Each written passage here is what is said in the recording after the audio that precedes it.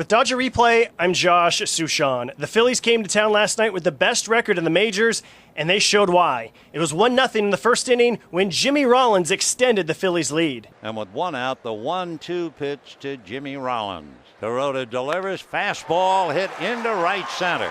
And that's going to roll to the wall. 2-run score. The Phillies lead 3-0 on a double by Jimmy Rollins. By the seventh, the Dodgers had trimmed the lead to 3-1, but Ryan Howard answered right back. Here comes 3-2, swinging a line drive into right center field for a base hit. And that's going to roll all the way to the wall. Victorino will score easily, and Ryan Howard lumbers into second base with his 89th run batted in of the year, his second of the ball game. And the Phillies lead 4-1. Phillies win 5-3 the final. The three-game series continues tonight. Cliff Lee against Ted Lilly. Coverage begins at 6:30 p.m. Pacific right here on the Dodgers Radio Network. The Dodgers are back home for a week-long homestand starting with the New York Mets tonight in the opener of a three-game series. Josh Suchon joined by Clayton Kershaw, who was the man of the hour yesterday. 7 no-hit innings. No-hitter gets broken up on the first batter in the 8th inning. And Clayton, you've now had 24 hours to process what you did yesterday. And when you think about it, do you think more about how dominant you were or how close you were to history?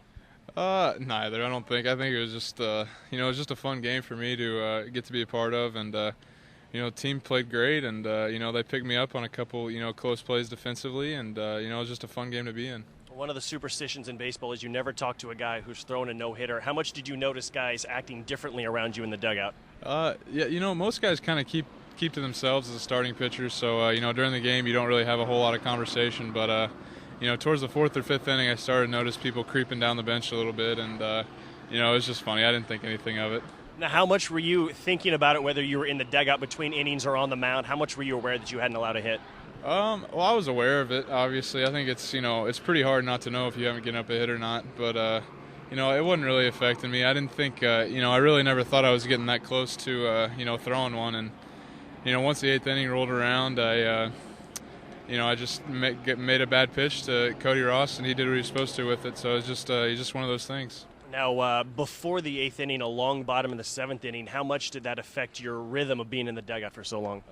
Anytime your team's hitting for that long, it's probably a good thing. So you'll take it whenever you get it. But, it took me a while to get loose after that 7th inning. And, I wasn't as sharp as I would have liked to have been. But, that's part of it. We scored, runs in the top half of the 8th. So, I'll take it anytime. And it's just one of those things. In terms of potentially throwing a no-hitter at some point later on in your career, a lot of people have said that you have no-hit stuff. Was there anything that you learned from yesterday's game that might be able to help you in case you're flirting with history again?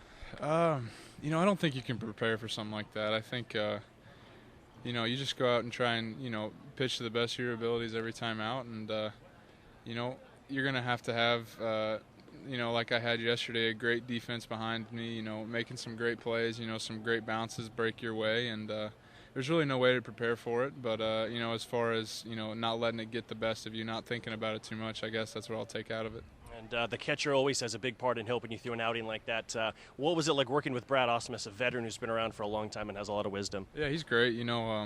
He made me establish my off-speed pitches early in the game yesterday, and that just helped me have confidence. So later in the game, when it was a critical situation or something like that, I felt confident throwing it. And, it was a big help to have him back there. Like you said, he's a very smart guy. And, I just trusted him back there. And, Russell's great too. So either way, it works out great for me. And I'm not sure if it was just a coincidence or whether it was a concerted effort, but in the 7th inning, your pitch count is getting up. And it seemed like when you got ahead of guys, instead of maybe wasting a pitch or two, you went right after them and got some punch-outs. Was that by plan? Waste pitches are, I don't like that term. I don't think just because you get 0-2 or 1-2, I don't think you need to waste a pitch per se. If you need to make a quality pitch, yes, but, throwing one way out of the zone doesn't do anybody any good if they're not going to swing at it. So, just making some good pitches, if you miss, you miss, but just don't put it so far out of the zone where it's, like you said, a waste pitch. And then one of the other benefits from yesterday's great outing is that perhaps you won't have to answer any more questions about pitching on the road. Yeah, I said before, I just thought it was a coincidence that I hadn't been pitching that well on the road, and you pitch badly, it doesn't really matter where you are. So, hopefully that kind of ended that myth. But, got another game at home, so I'm looking forward to that. All right, and final question for you. I know that as a starter, you always think about your previous outing a little bit, but not too much. How much do you enjoy yesterday's outing before you forget about it and focus on the next one? Yeah, I enjoyed it, last night, on the plane flight, thought about it, had fun with it, and today I'm moving on and looking towards the Angels. All right, thanks for your time. Great job yesterday. Appreciate it. Thanks for having me. All right, that is Dodger pitcher Clayton Kershaw. Coming up next on the Dodger pregame show, I'll get you a sports update. This is the Los Angeles Dodgers Radio Network. Good evening from Coors Field in Denver. I'm Josh Suchon with this sports update. Good news for the Dodgers. Matt Kemp back in the lineup tonight. He arrived early to the ballpark today, received some treatment, and went through some tests with the medical staff. Kemp admitted that it's a relief this hamstring injury is not worse. Yeah, it is. But I still got to keep an eye on it and, kind of watch what I'm doing. But, I need to be in there and help my team, so that's what I'm going to do. It's kind of hard to take it easy out there because I'm always trying to go as hard as I can. So, when to run hard and when not to run hard. And like I said, I know more after I take fly balls. He took those fly balls during batting practice and also hit. It's an even bigger relief for manager Don Mattingly because of what his lineup looks like without Kemp. No, it's a relief. I mean, he's been so hot and so good, and it's really a different lineup if he's not in there. I mean, it just really takes kind of our two-headed monster out of the Tim and Dre together. It really changed it. We don't really have a four-hole guy if you get him out of there. Of course, there's always another injury with the Dodgers, and now Casey Blake's neck is giving him trouble. He did not take BP today or field grounders, and here's more from Mattingly on that injury.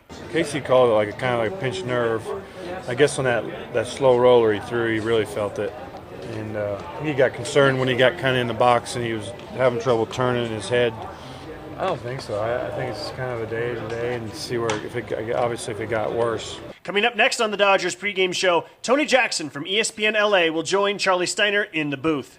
This is the Dodgers Radio Network. The Dodgers postgame show continues now from Chavez Ravine. This place is still on its feet and going crazy as the Dodgers have pulled out a 5-4 victory over the Atlanta Braves. Andre Ethier with a 3-run walk-off home run, 5th time now this season, Andre, that you've hit a walk-off a home run or a hit to win a game. How much does it help you confidence-wise in the batter's box knowing that you've done it before? Yeah, but at the same time, each situation is new, and you don't know how that team's going to pitch you. But right there, knowing Manny's hitting behind me, they have to come after you when they get behind 2-0, and just went up there confident, as I always do, and saying, why not me? And I'll take my chances with putting a good swing at a ball, and, whatever happens from there is what happens. You definitely put a good swing on the ball. It just got over the fence. How much are you watching the flight of the ball and trying to will the ball, give it some body language to get it over? I was willing it and also saying, Fuki, get home. At least if it's off the wall, we get a double and score 2 runs. So, it's a good feeling. Anytime your team look out for you to go up there and do that, and you can come through, it's nice. And we had a great team victory tonight. Unfortunately, again, we couldn't get the win for Wolfie, and he's pitched great. And, we'll do it for him next time. You're running around the bases. This place is going crazy. Your teammates are going crazy. Is there anything that you can compare that adrenaline rush to? No, not at this point in my career.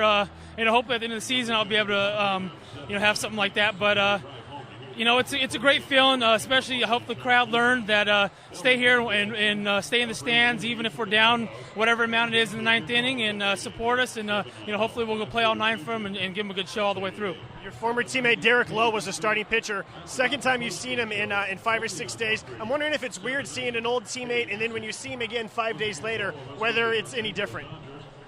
Yeah, it's different, but same old D-Lo, great stuff. Great pitcher, great professional, knows how to go out there and get the job done, and gives you 7-8 quality innings every time. And fortunately tonight, unlike last time, we were able to figure out a way to not give them the W like we did there in Atlanta. All right, and final question for you. This is a stretch of 20 games in 20 days. All 20 games are against teams that are in contention for the playoffs, so we know it's going to be a tough stretch. How do you feel the overall state of this team is with how you guys are playing right now? We've had our ups and downs lately, of course. Everyone's known that, and it's a little frustrating at times, but I don't think guys are panicking or getting out of whack or anything that we need to worry about. It's just going up there knowing if we're able to take care of ourselves and go out there and compete on a single game, everyday basis, then we'll be fine at the end of the year. Well, great job, and thanks for your time. Thanks a lot. Appreciate it. All right, that is Dodgers right fielder Andre Ethier. He did it again. His third walk-off home run, his fifth walk-off hit of the season as the Dodgers win at 5-4. For being a guest on the Dodger postgame show, Andre will receive a $50 gift certificate to the ESPN Zone at LA Live. ESPN Zone at LA Live, where they know LA sports fans best. Coming up next on the Dodger postgame show, Rick Monday will get you the out-of-town scoreboard. This is the Los Angeles Dodgers Radio Network. With Dodger Forecast, I'm Josh Suchon. The Dodgers are back home tonight to begin a 9-game homestand. It starts with 3 games against the Washington Nationals this weekend, followed by the Colorado Rockies and Arizona Diamondbacks. Those are the last 9 games before the trading deadline, so it's always possible there's an upcoming roster shakeup. The Dodgers came out of the All-Star break by going 2-4 on the road. Both wins were when ace Clayton Kershaw started. The Dodgers are 12 games under 500, in last place in the National League West, and a whopping 13.5 games behind the first-place Giants. That means general manager Ned Colletti is in the unusual position of building for the future instead of going all out to win this year. Tonight, one of those possible trade candidates, Hiroki Kuroda, is on the mound for the Dodgers. Kuroda has a full no-trade clause, and Colletti told him earlier this week that he'd give him updates on any teams interested in acquiring him. John Landon starts for the Nationals. Coverage begins at 6:30 p.m. Pacific right here on the Dodgers Radio Network.